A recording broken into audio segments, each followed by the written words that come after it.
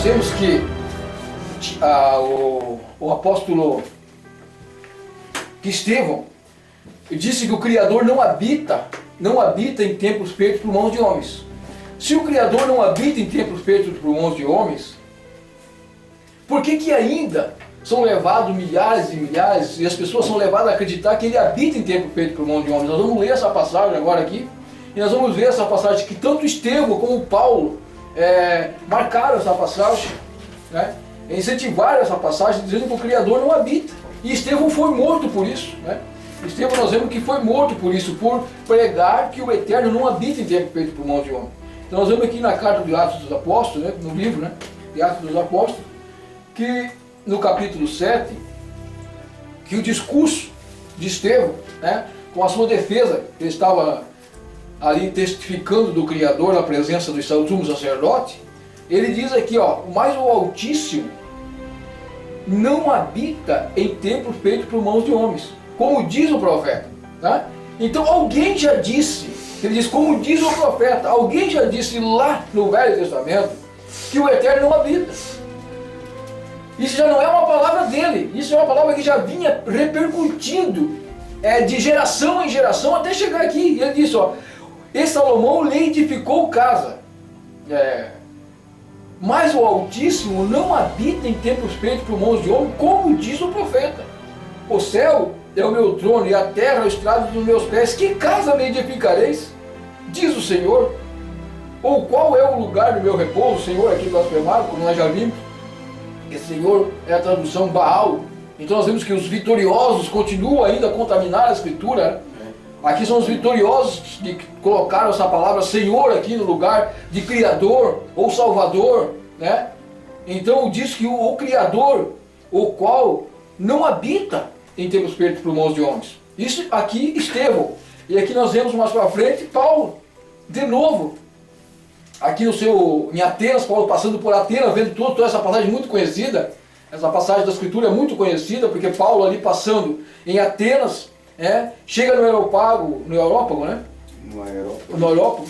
E daí começa a falar, ele vê ali um altar e diz assim, ó, porque passando eu, vendo os vossos santuários, hoje nós temos muitos santuários por aí, né? Nós passando por aí, dando santuários para tudo quanto é lugar, mesmo o Criador dizendo que não habita nesse lugar. Mas é como o irmão Afonso estava dizendo, não importa o que nós pregamos, não importa o que a gente leia, não importa o que os discípulos já falaram, as pessoas vão continuar indo no templo de pedra.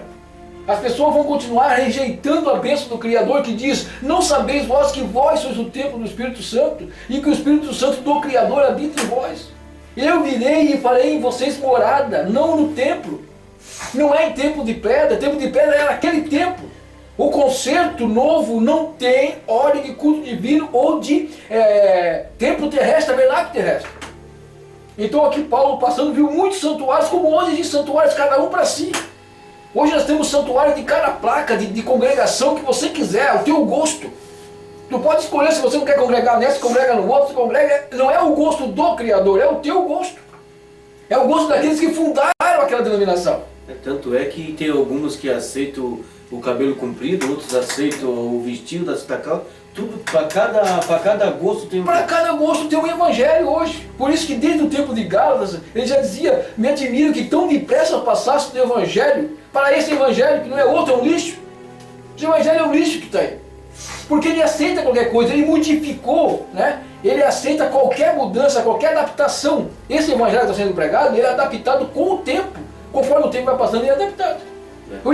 E dizer, a palavra diz que o Criador não muda. Como é que a sua palavra pode mudar? Se esse evangelho que está sendo pregado aí é do Criador, por que está mudando? Então Paulo diz assim, ó, porque passando eu, vendo os vossos santuários, achei também um altar em que estava escrito, ao Deus desconhecido. Esse, pois, que vós honrais e não conhecendo, é o que eu vos tenho anunciado. Gente, é a mesma coisa hoje. Esse que vocês não conhecem, que vocês dizem onde é que está o templo deles, é esse que nós anunciamos para vocês.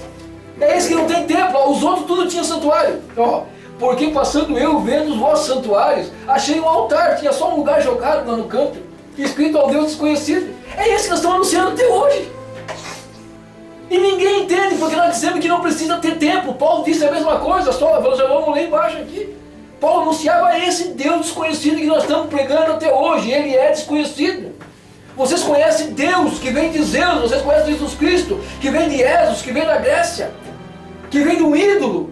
Vocês conhecem esse, mas nós estamos anunciando esse desconhecido aqui, ó, esse desconhecido que Paulo anunciou. Paulo que viu um altar jogado, abandonado. É isso que nós estamos tentando reconstruir, esse altar. Reconstruir essa verdade, não altar de pedra, mas essa verdade, estabelecer essa verdade. É por isso que nós estamos lutando até hoje. Nós somos aqueles que não somos os vencedores. Nós somos aqueles derrotados, os fraquinhos, aqueles que Paulo disse muitas vezes estamos abandonados, jogados, muitas vezes desesperando pela vida até. É isso. Não é a mesma coisa, nós não somos o mesmo povo, não testificamos a mesma língua que Paulo falava. Somos nós, por exemplo, estranhos a vocês? Se tornamos inimigo de vocês por vos falar a verdade? Então veja, ó, é um Deus desconhecido, um Deus que você não conhece. Quando nós falamos que não precisa dar dízimo, você se espanta, porque você não conhece Deus que nós anunciamos.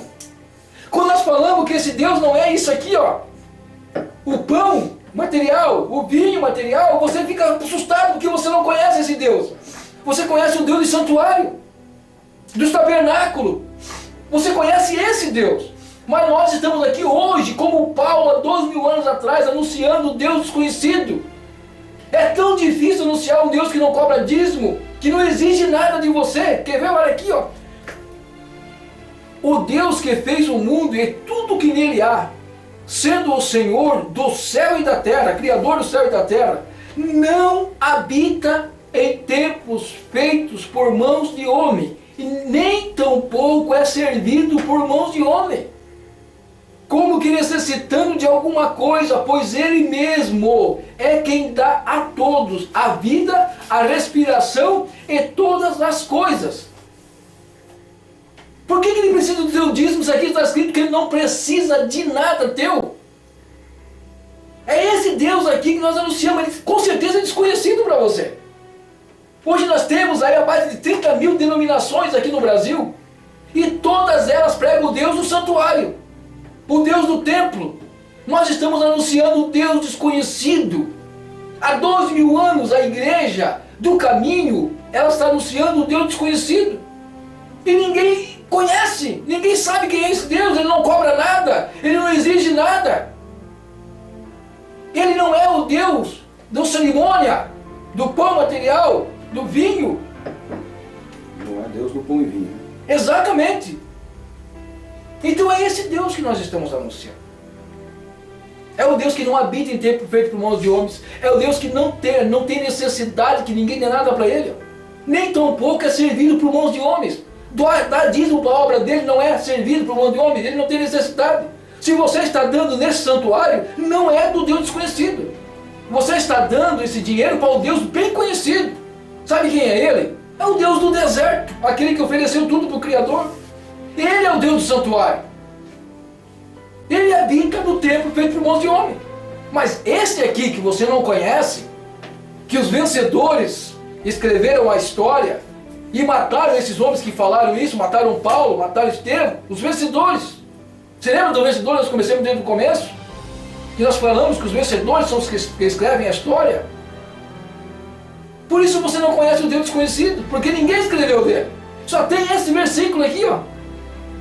E por incrível que pareça, ainda botaram em letra maiúscula. Nesta Bíblia aqui está em letra maiúscula, ao Deus desconhecido. Você não conhece esse Deus, por isso você não aceita o que nós falamos. Você aceita o Deus que habita em templo feito por mãos de homens. O Deus que pisa no sangue desses homens que disseram que Ele não habita.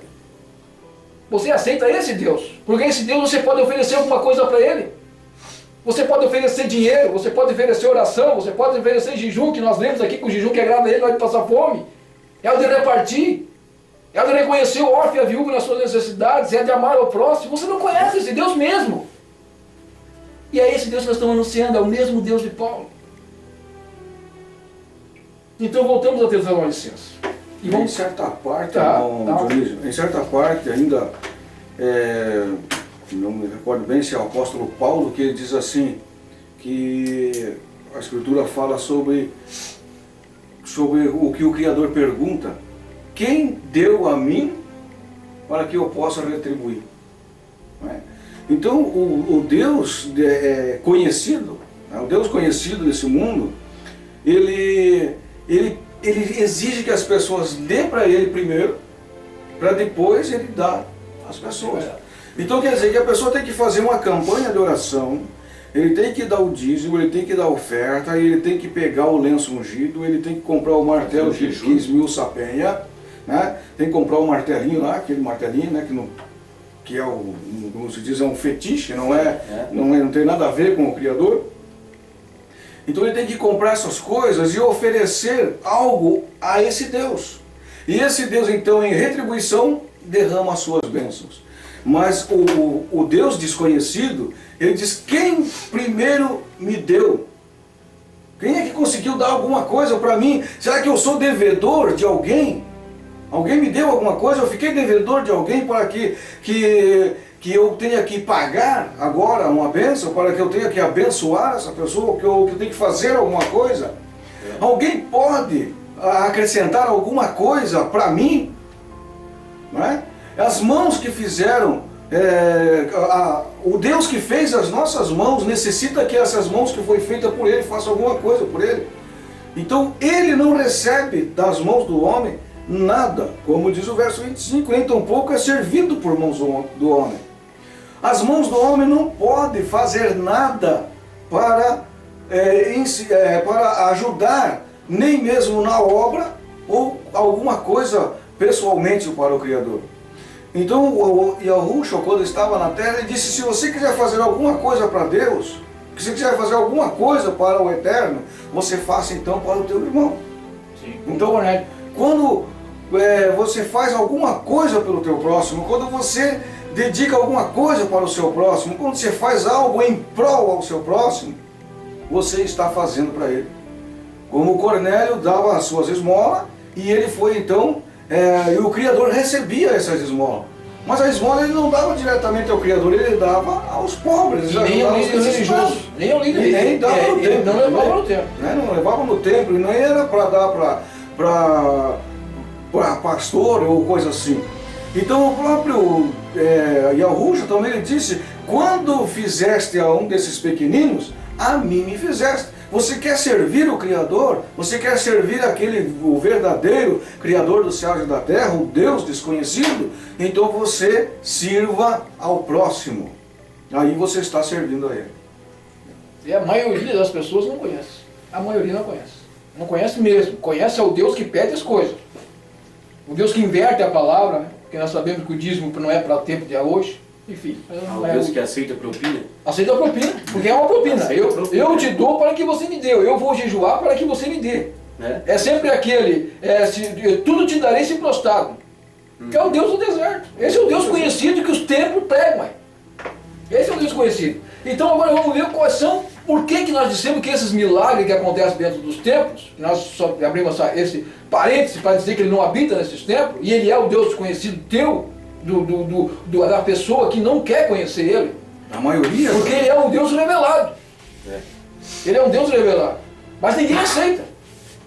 Não aceita mesmo. Porque ele não pede nada de você. Ele diz, claro, o que você pode dar? O irmão Afonso vai levantou. O que você pode dar para ele? Tudo que você tem é dele. Você não está fazendo nada dando para ele. Porque você não consegue dar para ele. Você consegue dar para o pastor. Consegue dar para o cara andar de carro novo. Você consegue dar para o cara comprar um avião. Você consegue para o cara comprar uma fazenda, ovelha, gado. Consegue pagar garrafas de água, martelo. Mas isso aí você consegue. Agora eu quero ver você servir um Deus desconhecido. Um Deus que, pela sua palavra, ele disse, haja luz, e houve luz. O que você vai dar para ele? Sabe que ele precisa que o homem ajude na obra dele? Ajudar? Se ele olhou e disse assim, ó, tudo que eu tinha que fazer eu já fiz e gostei. E gostei. A obra foi completa, a obra da criação. São duas coisas completas que ele fez, a obra da criação e da salvação. Você não vai ajudar nada na tua salvação dando alguma coisa para ele. Porque quando você dá alguma coisa para ele para ajudar na salvação tua, você está dizendo que o sacrifício dele não foi perfeito. Então está aqui, ó. Foi incompleto. Exatamente. Então nós vamos ver agora o Espírito que opera nesse lugar, porque não é o Espírito de Deus desconhecido. Esse Espírito aqui é bem conhecido e anda operando. O apóstolo Paulo diz que já está no mundo. Ó, Porque o ministério da injustiça opera somente a um que agora, isso há 2.000 anos atrás, o apóstolo Paulo falando, né? Até que do meio seja tirado. Então será revelado o iníquo, a quem o Criador disparará pelo assopro da sua boca, e aniquilará pelo esplendor da sua vinda. Esse cujo a vinda, esse iníquo, olha o que vai preceder esse iníquo. Nós fizemos já um vídeo na casa do irmão Afonso, lá em Curitiba, sobre esse assunto. Foi lá que nós fizemos ou foi aqui na casa do irmão João? Nem me lembro mais. Mas nós fizemos esse vídeo assim, ó. Não foi na casa do irmão João, aqui foi aqui não. Não, para ver nós íamos aqui. Esse cuja vinda, olha bem, esse cuja vinda é segundo a eficácia de Satanás. Esse inimigo, esse que vai vir, que é bem conhecido, que todo mundo conhece ele, esse que vai vir, ele vai vir segundo a eficácia de Satanás. Olha com quem que ele vai vir. Com todo o poder e sinais e prodígios de mentira. Meu amigo, aonde, escute por favor, aonde você está vendo que está acontecendo sinais e prodígios? Aonde é o maior lugar que está acontecendo isso? É onde está o povo que está anunciando Deus desconhecido? Ou é onde o povo que está se ajuntando no templo feito por mãos de homem, onde o Deus desconhecido não habita? Não é aqui que está acontecendo os sinais e maravilhas? Não é embaixo do templo? Não é no templo que se reúne as pessoas? É ali que está acontecendo sinais e prodígios? Se você souber um outro lugar que esteja acontecendo sinais, prodígios e maravilhas nesses últimos tempos, me liga. Diz para mim onde é que é. Se não é nos templos, se não é nas religiões, aonde é que está acontecendo isso? Se não é nos templos, aonde está escrito que ele não habita? E se ele não habita no templo, que ele não é mentiroso, apóstolo Shaul, que é Paulo, blasfemado Paulo, e Estevão falaram que ele não habita. Se ele não habita nesses templos, eles não são mentirosos, falaram a verdade. Quem é que está habitando lá? Se você não crê na verdade de Pedro, de Paulo e de Estevão, você não tem amor da verdade para se arrepender. E aqui que a palavra diz: e com todo engano de injustiça, ele vai vir com sinais de prodígios e de mentira, e com todo o engano da injustiça para os que perecem, porque não receberam o amor da verdade para se salvar. As pessoas não creem. Irmão Dionísio, aqui diz assim, a eficácia de Satanás. Como que nós podemos ver de que maneira que nós podemos ver essa eficácia de Satanás? Né? Ele vem a esse cuja vinda é segundo a eficácia de Satanás. Qual é a eficácia de Satanás? No que ele é eficaz? No que ele é esplendoroso no seu agir? É na mentira. No engano? No engano. Né? Então esse engano vai ser tão profundo e vai ser tão convincente que com esse engano ele vai provar que na realidade ele é o poderoso. Fazendo o quê? Prodígios de mentira. O prodígio, como nós falamos aqui no vídeo passado, o prodígio ele é até verdadeiro. Sim. A pessoa tem algum problema, vai ser comprovado por medicina, por exames. Ele recebe a oração, ele é curado, mas depois ele vai lá e faz novamente os exames e aquilo que ele estava sofrendo desapareceu. Mas desapareceu pelo quê? Pela eficácia de Satanás. Só para fazer a pessoa ficar ainda aos templos ainda, indo lá comendo pão e bebendo vinho, sempre aceitando tudo aquilo, as mentiras e as enganações que lá tem. Aí vem, por isso, o versículo 11, de 2 Tessalonicenses capítulo 2, diz, e por isso, quem vai enviar essa operação do erro? Olha só. E por isso Deus, o Criador, lhes enviará a operação do erro, para que creiam a mentira. Parece uma passagem tão estranha, né? O Criador que é verdadeiro, o Criador que é justo, que ele é desconhecido para você, é o Deus desconhecido, é o Criador desconhecido, é aquele que não habita em templo feito por mãos de homem, ele não está nesse templo que vocês frequentam, porque ele não é mentiroso. O apóstolo Saul não é mentiroso, Estevão não é mentiroso, o profeta que falou que os céus e a terra, que não está em casa que contenha ele dentro, não são mentirosos. A Escritura não é mentirosa. Não é mentiroso também, porque para você dizer que o Criador habita em templos, que aquilo lá é a casa de Deus, você está dizendo que a Escritura está mentindo, que o pastor teu é verdadeiro e a Escritura é mentirosa. Então você veja, quem vai enviar esse espírito do erro? Olha, está escrito aqui, como fazendo sinais prodígios de mentira. Porque você que não acredita na verdade, porque não receberam amor à verdade, da verdade para se salvarem. E por isso, porque você não aceita a verdade, Por amar a mentira. Exatamente, porque você ama a mentira, olha o que vai acontecer. Porque não receberam o amor da verdade para se salvar, porque amaram a mentira, e por isso Deus lhe enviará a operação do erro, para que creia na mentira. Para que você acabe crendo na mentira de uma vez. É por isso que a Escritura diz que para a Babilônia não tem cura. O Salvador disse assim, antes vocês tinham salvação, mas agora eu vim e vos falei, vocês não têm mais salvação. Agora vocês já conhecem a verdade. Isso é a verdade. É estranho dizer que o próprio Criador, está escrito aqui, e por isso o Criador lhes enviará a operação do erro. Ele não vai enviar a operação do acerto, para acertar isso, não. Ele vai enviar a operação para acabar com tudo de uma vez. Vai dar aquilo que o povo está pedindo. O povo ama a mentira, então vocês vão ter mentira em dose dupla. Isso, É isso que vai acontecer. E nisso cabe muito bem aquela passagem de Apocalipse, né? Quem está limpo, Limpe-se mais ainda. Exatamente. E quem está sujo, suje-se mais ainda. então a operação do erro, já que amam a mentira, então tome mentira. E por que ele vai enviar isso? E por isso o Criador lhes enviará a operação de erro para que creiam a mentira, para que sejam julgados todos que não creram a verdade, antes tiveram prazer na iniquidade, na ganância, na ambição, não tiveram amor ao próximo. Amaram o carro, amaram a casa, amaram o seu emprego, cobiçaram o emprego dos outros, fizeram campanha onde tinha 100 pessoas para que o Criador desse esse emprego para ele. Pediram ao Deus desse século, não ao Deus desconhecido, não ao Criador desconhecido, mas ao Deus desse século, aquele que ofereceu tudo. Se você me prostrares meus pés, se você me trazer oferta, se você me trazer dízimo e sacrifício, eu te dou tudo. Só basta você se dobrar diante de mim. E me responde, aonde é que isso está acontecendo, se não é debaixo do tabernáculo, debaixo dos templos? Aonde é que está sendo oferecido dízimo, ofertas e sacrifício? A Escritura, porventura, ela é louca. Quem escreveu aqui está doido.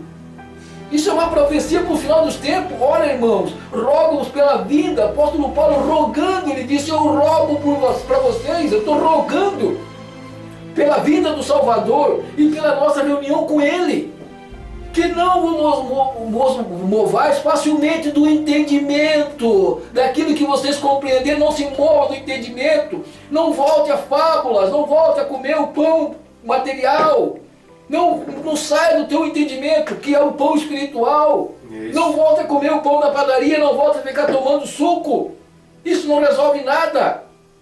Não volte a adorar embaixo de templo, que o Eterno não habita em templo feito por mãos de homens.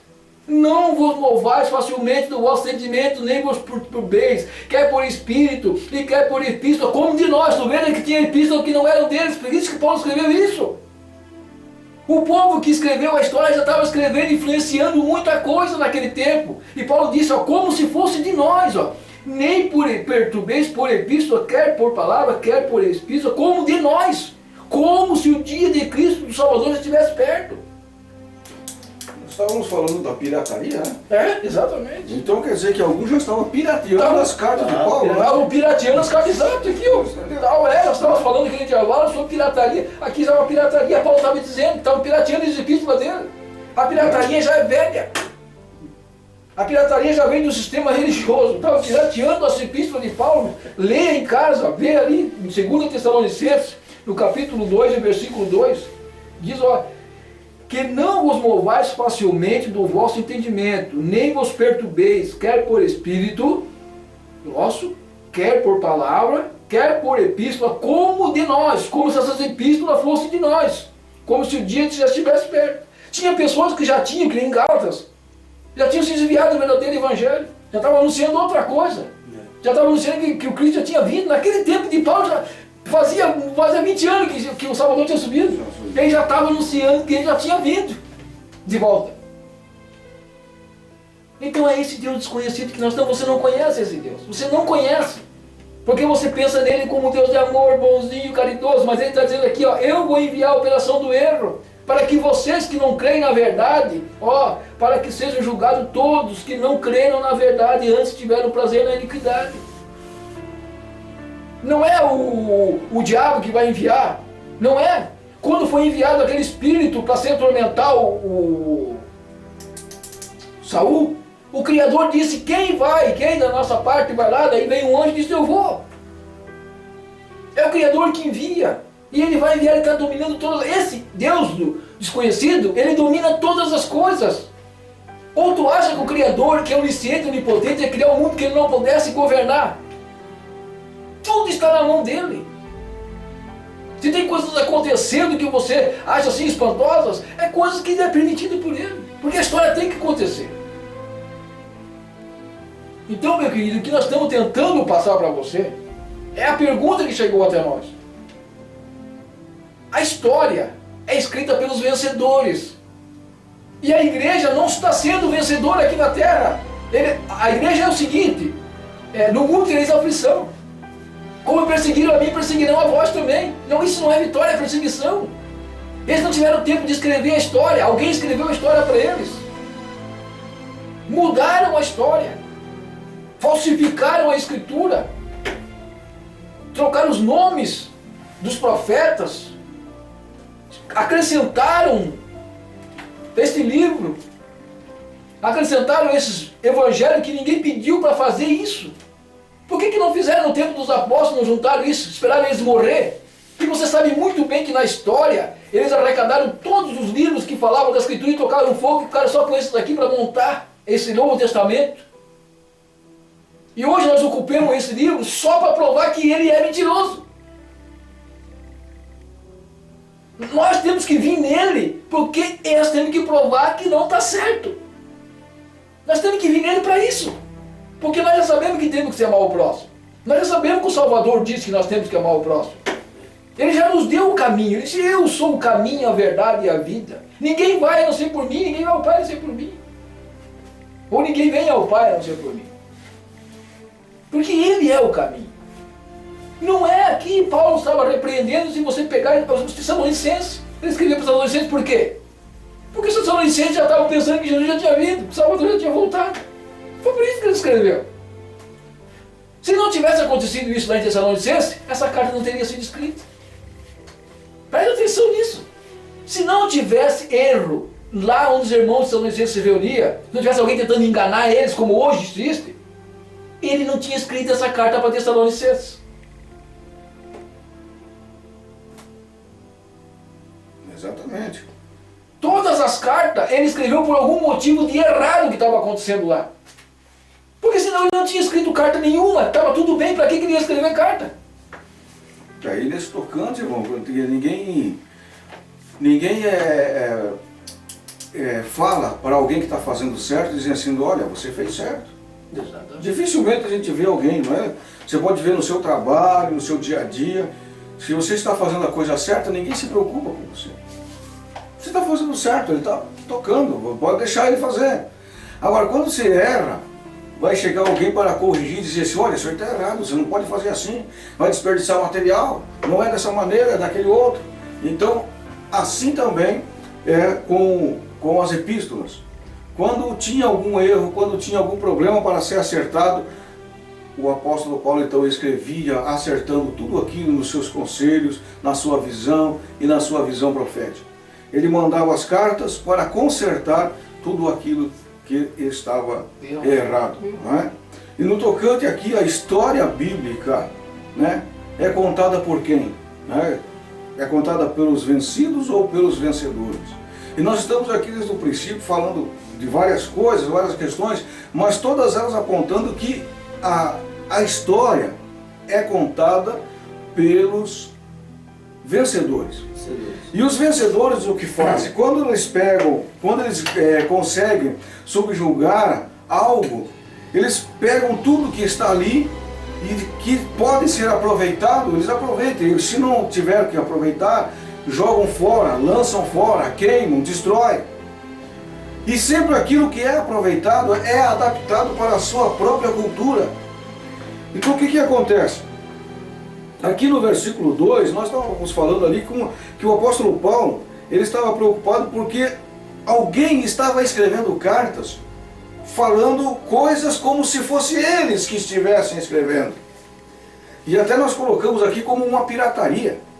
E na realidade, a escritura que chegou na nossa mão, ela foi toda pirateada.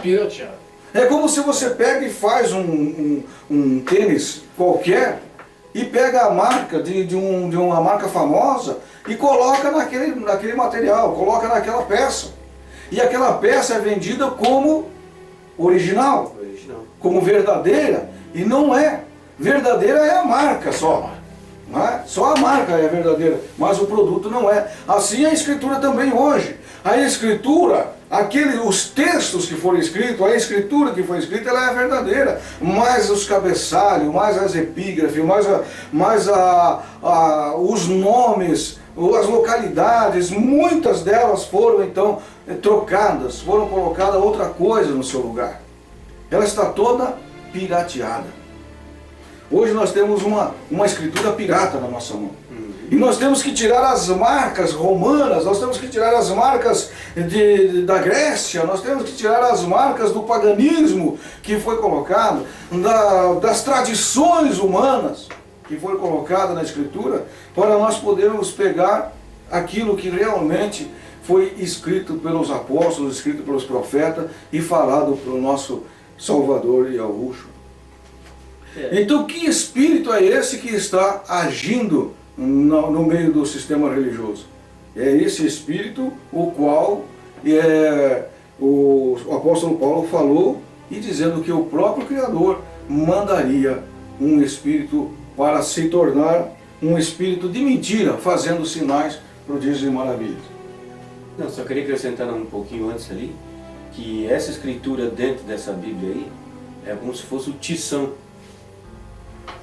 Que fumega e não se apaga. Está cheio de capa de cinza por cima, que é essa Bíblia, epígrafe, né? Mas a escritura lá dentro, para a gente poder descobrir agora, temos que limpar toda ela, tirar toda essa pirataria, esse pagarinho, essas coisas todas aqui, para a gente poder achar a escritura aí dentro. Exatamente. Então, meu amado irmão, nós temos que começar a ser inteligentes. Nós temos que começar a ser inteligentes, nós temos que começar a ser pensantes. E perguntar por quê. Perguntar o porquê das coisas. Realmente indagar de tudo aquilo que chega à nossa mão religiosamente. Porque quando o nosso Salvador ele veio a essa terra, ele veio realmente para nos tirar essa religiosidade humana que foi colocada pelos homens aqui nesse mundo. Os homens que tinham na sua mão a chave da porta, que não deixava ninguém entrar, a chave do conhecimento. Não entra e não deixa ninguém entrar. Não entra, fica na porta, não deixa ninguém entrar e nem eles mesmos entram. E quando conseguem um discípulo, diz a Escritura, fazem dele filho do inferno 2 vezes pior do que eles. Não é? Então nós temos que ver que no meio do povo religioso, hoje está um espírito de mentira, fazendo sinais verdadeiros, permitido pelo Criador, mas o espírito é mentiroso. Não é mesmo? Não é uma coisa inventada, é uma coisa que está escrita. Né? Que o Criador enviaria da parte dele o Espírito dele, para que cresça na mentira. Já que querem crer na mentira, então creem de uma vez. Se sujem mais ainda, né? Pequem mais ainda, vivam o que querem viver. Ele veio para nos dar vida e vida com abundância, mas essa vida vem com rejeição. Né? Vem com rejeitar. Não vem como querendo ser os vitoriosos, porque os vitoriosos escrevem a história. Eles mudam a história, eles fazem como é que eles querem. E aqueles que perdem não têm condição de escrever a história. Uma nação derrotada, ela é uma nação derrotada. Ninguém vai adotar um Deus do povo derrotado para ser o seu Deus. Não tem isso, não tem nem lógica. Então foi o que aconteceu com a Escritura. O povo que tomou posse dela, que formaram uma doutrina em cima dela. Constantino, se aproveitando da situação que os judeus já estavam debaixo dos seus pés, vendo toda a situação que Roma estava desmoronando, o que ele fez é acabou com o sistema político e passou para o sistema religioso. E como eles são os vitoriosos até hoje, eles escreveram a história. Eles mudaram o nome, contrataram João Pereira de Almeida, contrataram Jerônimo. E tu acha que Jerônimo e coisa ia respeitar o Deus dos hebreus, meu querido? O Deus de um povo derrotado, Deus de um povo que não tinha força mais, um povo que estava aniquilado, espalhado pelo mundo, que não tinha nação. Tu acha que eles iam adotar um povo que o templo do Deus deles tinha sido demolido? Você sabe do que eu estou falando? Nós não estamos falando aqui quando a Escritura, livros, essas epístolas foram juntadas para fazer o que eles chamam de Novo Testamento. De Novo Testamento não tem nada isso aqui. Isso não é o Novo Testamento, isso aí são cartas que Paulo mandava para as igrejas. O Novo Testamento foi feito no sangue. No sangue dele. Ele diz claro, aí está o Novo Testamento, porque a nossa salvação está no sacrifício, está garantida ali. Então você acha que esse povo, Jerônimo, ia virar as costas para a Igreja Católica, virar as costas para Maria, para São Pedro, São Paulo, São Tiago, São que eles tinham criado? Naquele tempo até tinha o São Jorge ainda, estava dentro da Igreja Católica. Tu acha que Jerônimo ia virar as costas para esse santo e respeitar a história de Paulo? Acha que quando estava ancião, ele ia colocar ancião mesmo, não ia aproveitar e botar presbítero para te confundir, achar que existe um sistema religioso? Acha que ele não ia aproveitar no lugar que está escrito como é que é o presbítero, depois tem o diácono, que é um ajudante? Acha que ele ia perder tempo e não ia canetear diácono ali para você pensar que existe um sistema religioso para fortificar aquilo que Constantino criou? Tu acha que ele ia dar mole para a verdade? Eles contaminaram o que eles puderam. E esse sistema religioso que está aí, protestante, saiu dali de dentro. É a mãe que os seus filhos, a Escritura já falava disso. E eles não querem abrir mão do templo de jeito nenhum. Não interessa que Paulo morreu por causa disso, eles não estão nem aí. Eles não estão preocupados que Estevão derramou e foi apedrejado, que se dane Estevão para eles. Tu acha que o cara que anda de avião, que tem o seu aviãozão aí, acha que ele vai estar preocupado se esse templo foi apedrejado por causa do templo? Tu acha que ele vai abrir mão por causa de você, meu querido? Tu acha que ele está preocupado com você se vai para o céu ou não vai? Se as próprias escrituras já dizem que eles não entram, não deixam quem quer entrar. Eles querem comer o melhor dessa terra. E estão comendo as tuas custas. E você não vai ser inocente, não. Você não é inocente. Porque onde está escrito aqui, você não tem que acreditar no que ele fala. Onde é que está escrito aqui que você tem que dar dinheiro para o homem? Ah, mas o obreiro é digno do seu salário. Com quem que o obreiro que está escrito na Escritura trabalha? Com quem que esse obreiro trabalha? Não é manejando a palavra da verdade? Então que ele coma disso também. O salário dele é isso aqui, se alimentar da palavra. A semente que a Escritura diz, aquele que semeia pouco, colhe pouco, não é dinheiro. A semente o que é? Palavra de novo. Eles dizem que não quer dinheiro, tem que semear bastante dinheiro para colher bastante dinheiro. A Escritura diz que o dinheiro é a raiz de todo mal. Nós estamos fazendo isso de graça, não querendo o teu dinheiro, e por isso nós estamos se tornando teu inimigo. Mas você leva com certeza 1.000, 2.000, quem pode. Se os caras pedirem 5.000, vocês dão. Porque vocês querem comprar o reino dos céus. Há justiça nisso. Acha que Deus vai te aceitar porque você dando dinheiro para o pastor porque você quer entrar no reino dos céus? Você quer comprar o céu? O sacrifício de Jesus não foi suficiente para você? O sangue que ele derramou na cruz não foi suficiente para te salvar? Começa a pensar nisso. Bota a cabeça, vai funcionar. Não deixe o homem te enganar. Ele disse que não há outro homem, não há outro mediador entre ele. Ele morreu na cruz, o sangue dele é suficiente. Ele é o sacrifício perfeito. O profeta João Batista disse: eis aí o Cordeiro de Deus que tira o pecado do mundo. É ele, não é o dinheiro. E nós aqui estamos se fazendo de louco. É o que a Escritura diz, nós somos loucos por amor dele, por amor de ti. Se fazemos de louco hoje, viramos as costas para 30 anos dentro do sistema religioso, que nem disse Paulo, eu considerei como esterco isso, porque não me serviu de nada. Eu estava sendo enganado. E me deixei ser enganado também. Porque estava aqui para estudar, procurar entender que o que ele queria era amor ao próximo. Ele falou, um novo mandamento eu vos dou. Amai-vos uns aos outros, ele não deu outro mandamento. Veja nos ensinamentos de Jesus se tem algum lugar que ele te manda dar dinheiro. Que ele estipula dinheiro. Ananias e Safira deram dinheiro nos pés de Pedro? Sim, deram dinheiro. Foi o começo da igreja, onde os irmãos sentiram a necessidade, eles tinham dinheiro para dar. Mas não se esqueça que Pedro disse assim para Ananias e Safira, o dinheiro não era teu. Se você ficasse para vocês, tudo bem.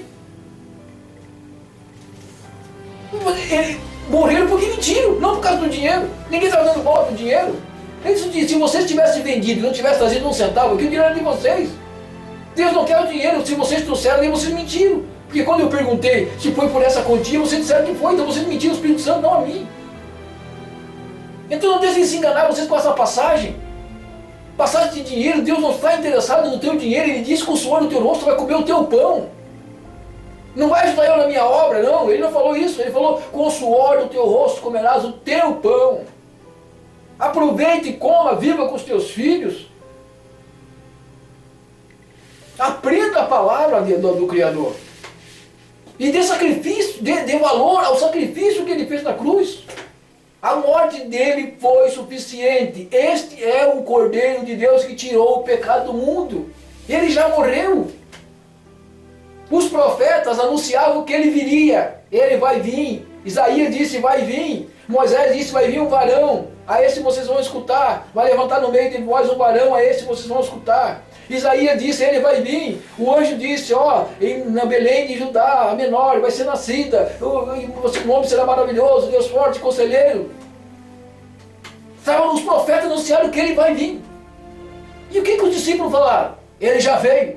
E você está esperando o que ainda? Você está contribuindo para que ele já veio, o sacrifício já foi feito. Pronto. O testamento já foi selado no seu sangue. É o sangue da nova e eterna aliança. Que foi derramado por nós. Acabou. Não tem mais necessidade de sacrifício, não tem mais necessidade de jejum. Ele disse, lá no próprio tempo que existia o jejum, ele disse que aquele jejum não agradava a ele. Porque tanto eu como você, quando nós formos fazer algum jejum, nós vamos fazer por algum motivo, já vamos fazer querendo receber algo para nós. Não para os nossos semelhantes. Tudo material. Sempre aplicando para nós com egoísmo. E ele disse, isso eu não quero isso aí. Porque quando vocês vêm, também para me pedir. Amado, não vá atrás desses homens. Eles não entram e não vão deixar você entrar.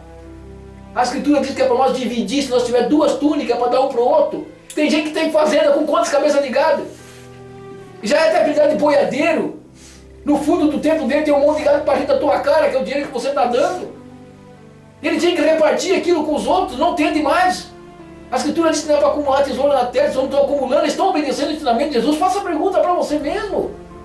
E às vezes lá no templo deles ainda tem uma porção de necessitados. E nós vemos necessidade de gente que leva atestado médico, correndo ali no médico, correndo ali no favor. Aí eles enganam com esse espírito do erro, que se aproveitam desse espírito do erro e enganam o povo. Gente que entra de avião para lá e para cá, paga valores enormes em canal de televisão para te saquear, tirar o teu dinheiro. Faz carteirinha de dízimo, dizendo que o dízimo não é nem para oferta, nem para dar para a viúva e nem para o necessitado.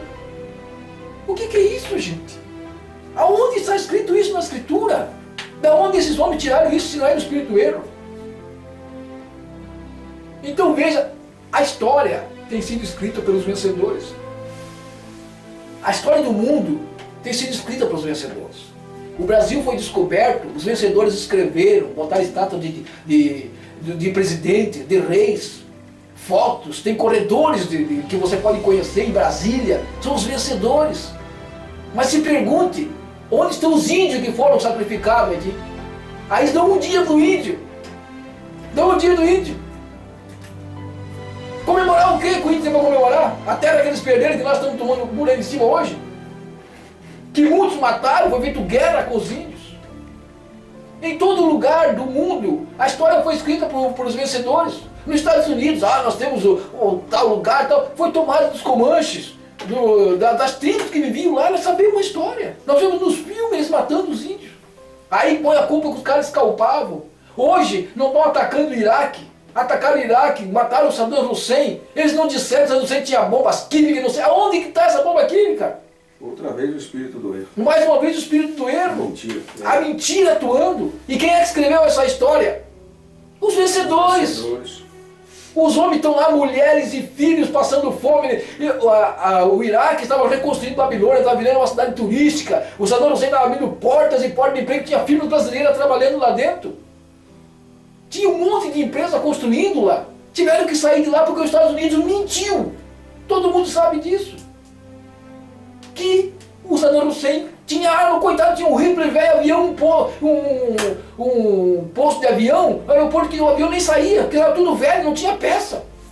Bombardearam a cidade, acabaram com casas de famílias, depredaram, fizeram como fizeram com os índios de tudo quanto é lugar, e eles são os santos, eles são os vencedores. A história é escrita pelos vencedores. Mas nunca os vencedores desse mundo são os verdadeiros. Olhe bem para você ver. Mataram as famílias, veja na televisão, às vezes sendo saqueadas, a família destruída. A história é escrita pelos vencedores. Mas os vencedores não são os verdadeiros, não são os mocinhos. Eles saem daqui do canto da América e vão lá para o outro lado do Oriente Médio para matar pessoas. Com medo, o povo que vive com medo. E o povo acredita nisso. E você acha que eles não iam manipular esse livro que está na mão deles? O tempo todo. As verdadeiros, se tiver, está em Roma. Não está na mão dos vencedores que foram derrotados. Eu te pergunto, você tem algum original na tua casa? Há um original desse livro? Exposto em algum lugar? Por que eles queimaram? Você sabe? Vai aí, você pesquisa em qualquer lugar, você sabe que a Igreja Católica queimou todos. Por que motivo a Igreja Católica queimaria os outros livros que eles tinham? Se não é para encobrir a verdade, é para quê, meu amigo? É para quê que eles queimariam os outros livros? Porque aqueles que encaixou, que deu para manipular, está aqui. Por isso que os apóstolos nunca andaram com Bíblia embaixo do braço. Eles não dependiam daquilo que estavam vivendo para ensinar os outros. Eles já tinham a escritura, o ensinamento do mestre. Ele disse: aquilo que eu passei para vocês, vocês passam para os outros. E hoje nós temos que fuçar. No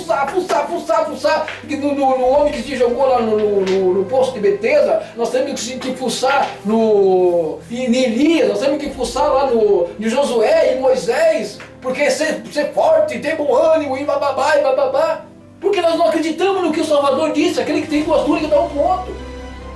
Ai de vós ricos! Você quer me seguir? Pega a tua cruz todo dia e me siga. Nós não queremos isso. Isso é do Deus desconhecido para nós. Quando prega isso é coisa desconhecida. Não, é prosperidade, é riqueza. Isso nós conhecemos. Mas e o Deus desconhecido? O que o Deus desconhecido quer de nós? Já parece para pensar? O nosso Salvador, ele se tornou um Deus desconhecido hoje. Ele não é conhecido. Quando nós falamos que a Escritura diz que nós temos que renunciar para ganhar a salvação, tem gente que se apavora.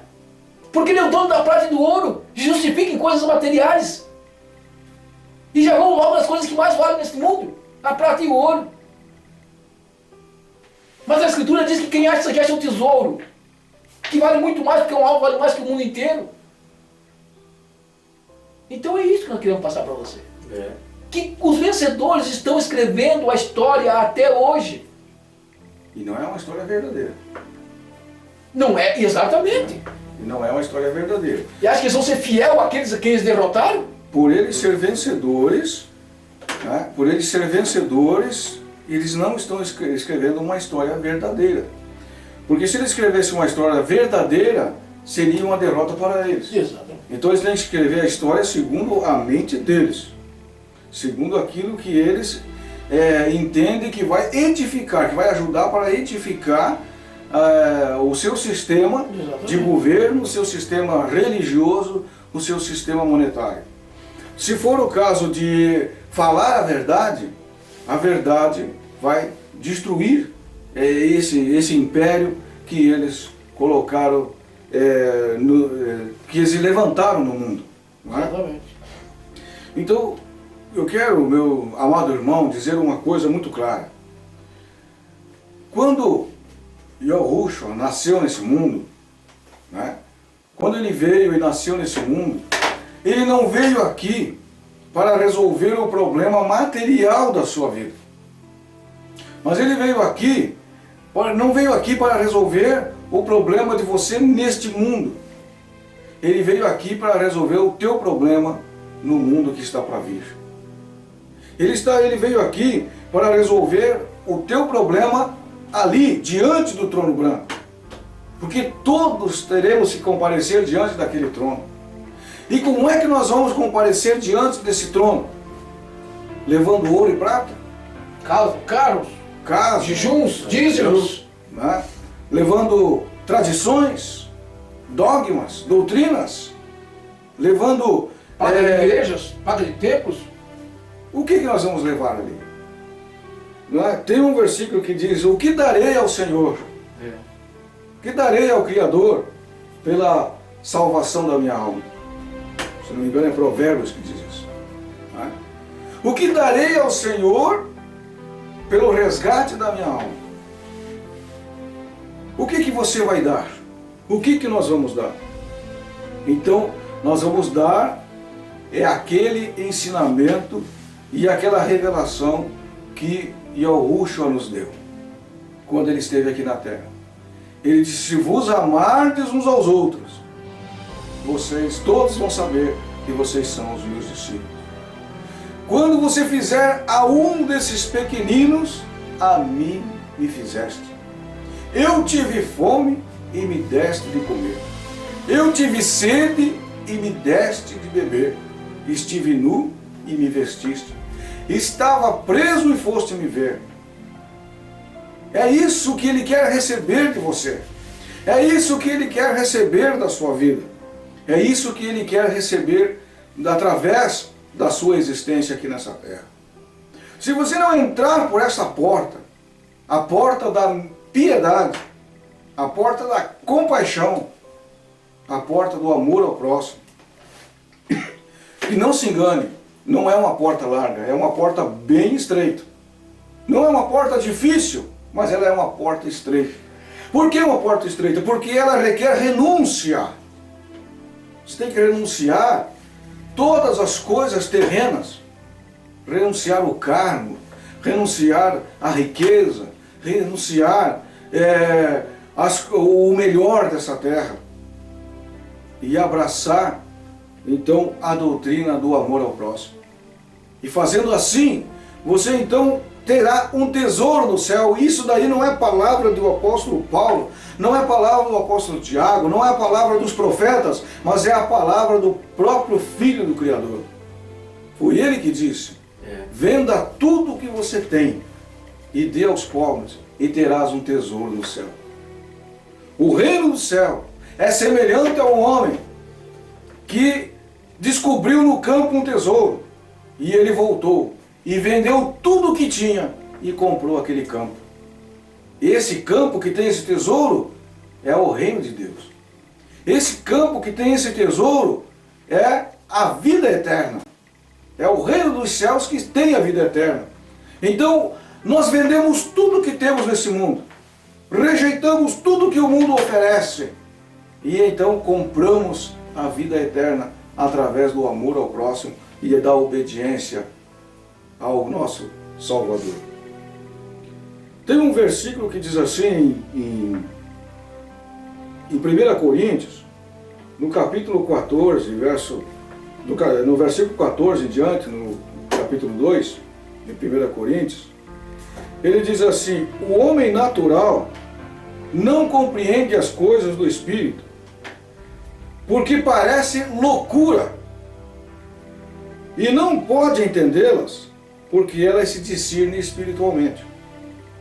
Mas aquele que é espiritual, ele discerne bem tudo, e ele de ninguém é discernido. Por quê? Quem conheceu a mente do Criador para que possa dar instrução a ele? Mas nós temos a mente de Cristo. Nós não temos instrução para dar ao Criador, mas nós recebemos toda a instrução pela mente de Cristo que habita em nós. Não é?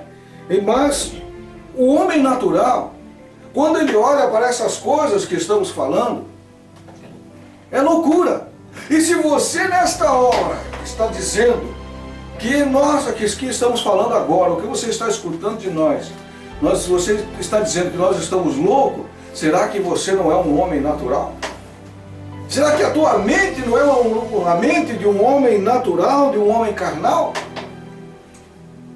Que não pode entender que o Criador requer da nossa vida é que nos amemos uns aos outros e que não sejamos gananciosos de posições de tal maneira que sejamos colocados uns sobre os outros para administrar a vida do outro.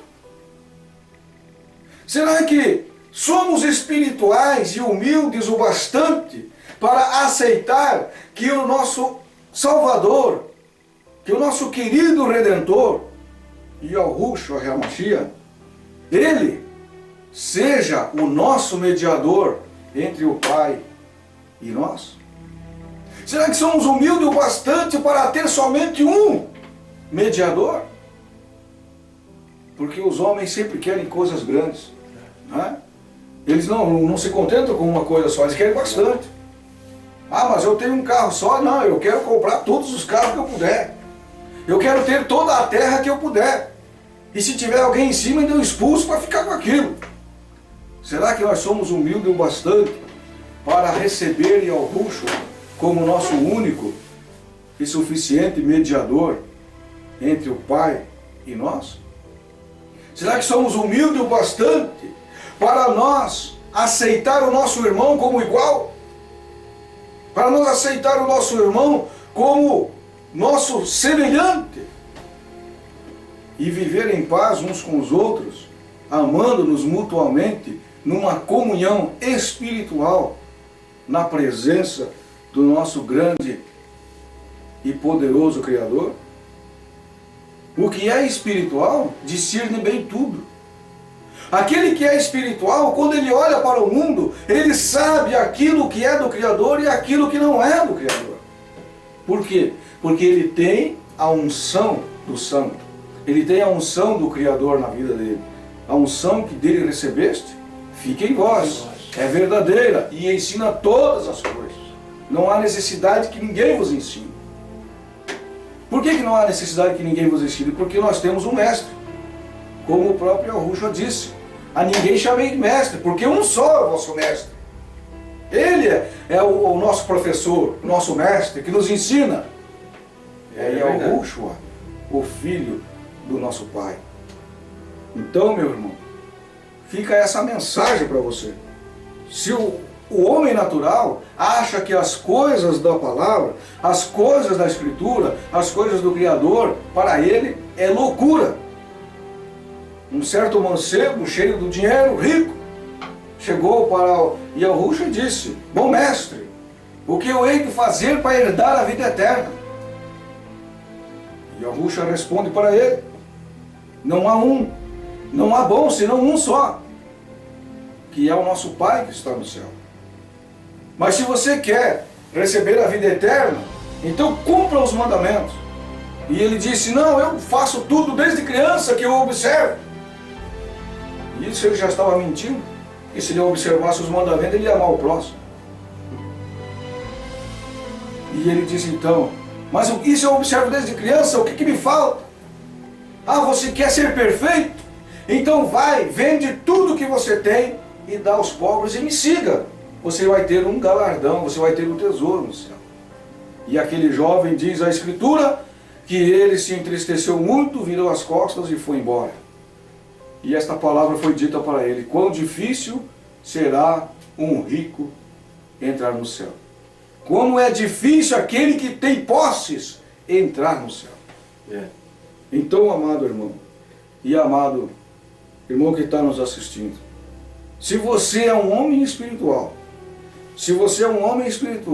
você vai entender que nem sempre, ou que nunca, aquilo que os vencedores, a história que os vencedores passaram para nós, você vai entender que a história que passaram para nós, pelos vencedores de todas essas coisas do mundo, é uma história verdadeira. Ela não é uma história verdadeira. É uma história mentirosa, é uma história deturpada, é uma história pirateada das coisas do Criador. Então eu acho que é isso, né, irmãos? Então eu acho que nós já passamos o que nós temos que passar, que a história foi escrita pelos vencedores. Essa pergunta deu até bastante tempo, né?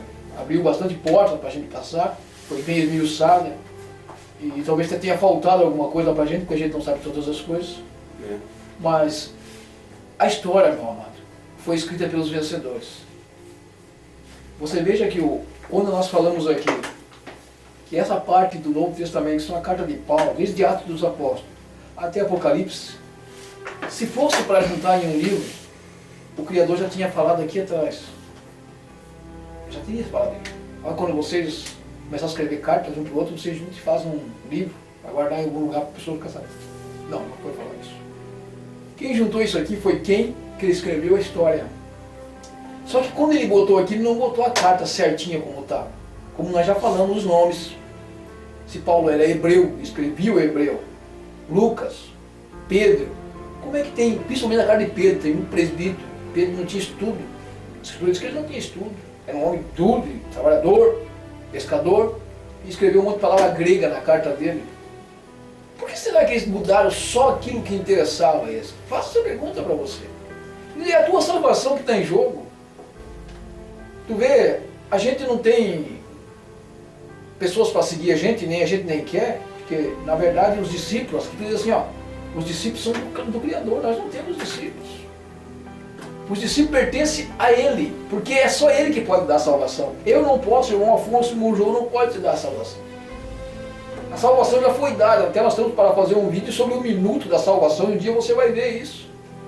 Nós vamos te provar uma coisa, que na terra houve um segundo em que todos, sem exceção, estavam salvos. Desde o mais assassino, mentiroso e sem vergonha estava salvo. Houve um minuto de salvação nessa terra. Então, meu amigo, nós não salvamos. Nós vamos fazer um vídeo um dia desse e nós vamos postar. E você vai ficar sabendo desse minuto. Mas então, nós não salvamos, mas existe o Salvador. Ele é o mediador, ele tem vindo até você. Se hoje ouvires a sua voz, não endureçais os vossos corações. Então não pense que nós estamos falando aqui mal. Nós apenas estamos dizendo que ninguém mandou fazer isso aqui, da parte do Criador, da parte daqueles que foram derrotados pelo sistema, mortos pelo sistema. Picados, moídos, está lá nos Heróis da Fé, né? Está lá nessa passagem, na carta de Hebreus. Então está lá, pessoas que foram picados, cerrados ao meio, blá blá blá, blá blá blá blá blá. Só que esses não pediram para montar esse livro aqui. Nenhum deles pediu para montar esse livro. Se pergunta para você mesmo, quem foi que pediu para fazer esse livro aqui? Vai na história. Vê se ela foi escrita por aqueles que estão derrotados ou por aqueles que estão vencendo até hoje. Então a história, meu amigo, é escrita pelos vencedores. Ela é bonita, contada. Mas quando nós mexemos, nós vemos que é uma podridão tremenda por baixo. É uma mistura de seitas, de todo tipo. Sangue derramado. Quanto sangue tem aqui, pisado? O sangue de Estevão, que dizem que foi o primeiro mártir. Mas tem o sangue de Estevão, tem o sangue de Paulo, o sangue do nosso Salvador, de Pedro, Tiago, os discípulos todos foram mortos. Mas não para escrever livro.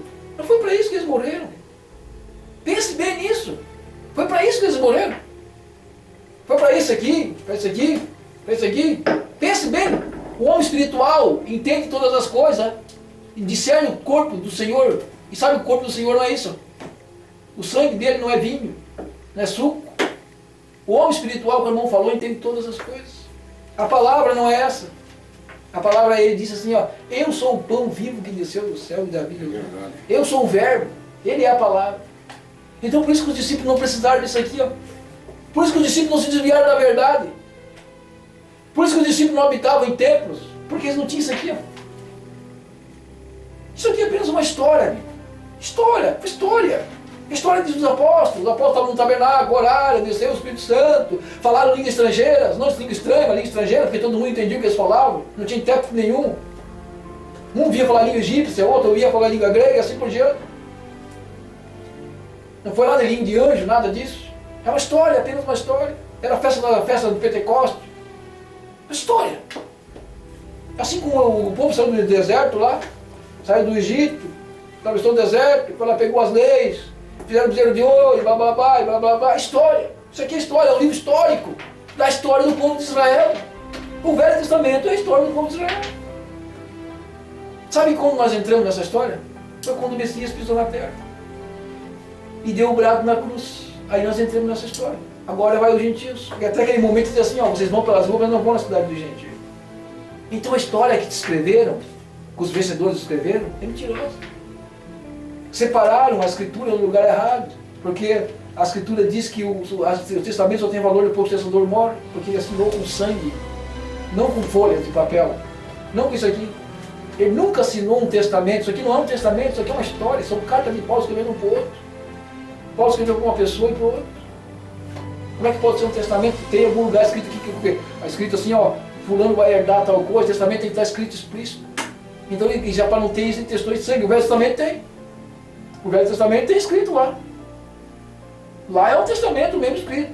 Ó, a terra tal vai ser da tribo tal, terra tal, da medida tal, medida tal. O testamento tem que estar escrito, isso é um testamento. Mas agora onde está escrito aqui?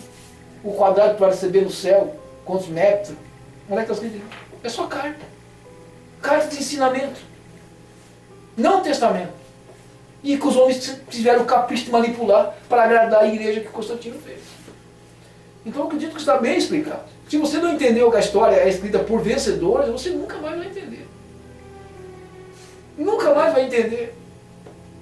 Tu vê que nós sabíamos até hoje que quando o Salvador veio na terra, a tribo de Israel estava lá, ou a tribo dos hebreus estava lá, Israel, o nome blasfemado. Hoje nós sabemos que só tinha a tribo de Judá. Então tu veja, não é uma nação, era uma tribo, duas tribos. Mas a história conta que era tribo, que todos estavam lá, não estavam mais lá. A história é mentirosa. Ainda o Criador disse que eles se assentavam na cadeira de Moisés, que Moisés era levita. Então a história é mentirosa. Somos nós mentirosos, nós estamos inventando ou estamos falando o que está escrito aí? É só você se perguntar. Então é isso que nós passamos. Esperamos que você tenha absorvido. E você que quer ficar no templo, eu te aconselho, continue no templo. Pode ficar lá. Porque a Escritura diz bem claro que aqueles que servem no templo não têm direito de comer na mesa que nós vamos comer. Você já tem uma mesa para comer. Né? Aqueles que servem ao tabernáculo não servem, não vão poder comer na mesa que nós comemos. Está escrito. Se eu estou inventando isso, está escrito, sabe que está escrito. Você conhece a Escritura. Você só não obedece, mas você conhece a Escritura. Você sabe que está escrito aqui que o Eterno não habita em tempo feito como homem. Nós lemos. Você sabe das Escrituras. Mas você não está dando bola para isso. Você sabe que Paulo repetiu isso. E você sabe que também Davi não recebeu a ordem de construir o templo. E não recebeu a ordem de dizer que foi Salomão. Você também sabe disso. Ninguém vai morrer inocente, querido. Você só vai deixar do templo como nós deixamos, se você for um daqueles que está escrito no livro desde a fundação do mundo, senão você não vai deixar. Infelizmente, é a mesma coisa que o Salvador disse, raça de víboras, né? Vós tendes por pai o diabo, querendo satisfazer a vontade dele. Muitos são esses.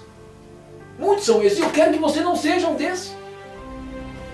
Nós estamos fazendo isso, fazendo de louco aqui, para que você saia desse sistema mentiroso. Desse sistema vitorioso que está aí. E são vitoriosos ou não são? Eles pregam vitória. Eles pregam vitória, eles são vitoriosos, eles têm carrão, eles têm aviões, eles são vitoriosos. Eu te digo, os vitoriosos é que escrevem a história. Só que escrevem a história mentirosa. Eles têm que cobrir o rastro deles, querido. Eles têm que tapar os buracos que eles deixam. Só que existe o escuro. E a gente descobre, porque o Criador nos revela as coisas. A gente procura estudar, procura conhecer, e ele vem e revela. Como a gente quer, ele revela. Basta você querer. Então eu creio que é isso. Vamos terminar por aqui. O que eu queria te chamar isso, depois deixar a solução do irmão João, é o seguinte, que a história que foi nos passada foi contada por aqueles que venceram. que são vencedores. Mas não é uma história verdadeira. Não é uma história que vai levar você para o céu. Não é uma história que vai te salvar. E o que resta para nós então? Se a história é mentirosa, e se aqueles que fazem uma história mentirosa são os que venceram, como vamos escapar e como vamos sair desta? Nós temos que negar a nós mesmos. Nós temos que negar a nós mesmos, As nossas convicções. tomar o rumo da humildade e aceitar o ensinamento do Salvador. É verdade. Que é: se vos amardes uns aos outros, todos saberão que sois meus discípulos. Só aí então, quando você sair do sistema religioso, sair de dentro do meio dos vitoriosos e mentirosos, e aceitar ser um perseguido, aceitar, como disse o apóstolo São Paulo, as coisas do Criador para o homem natural é loucura. Você aceitar ser um louco de Deus, um louco do Criador, aí então você vai ser sábio para discernir todas as coisas. Quando você sair do meio e olhar de fora para dentro, daí que você vai descobrir aonde você estava. E como o apóstolo Paulo, que quando caiu do cavalo, e quando ele abriu-lhe os olhos para que ele enxergasse, aí quando ele olhou para o lugar onde ele estava, da onde que ele saía com as cartas para perseguir, da onde ele saía com autoridade para destruir, ele olhou e disse que tudo o que ele aprendeu aos pés de Gamaliel, ele considerava como lixo, como escória. Aí então agora ele fora do sistema, ele pôde ver claramente que aonde ele estava realmente era um lixo. Meu irmão, venha então para ser mais um doido do Criador junto conosco. É isso aí, gente. Aí tá, como diz o irmão Dionísio, tá bem explicado, tá bem falado.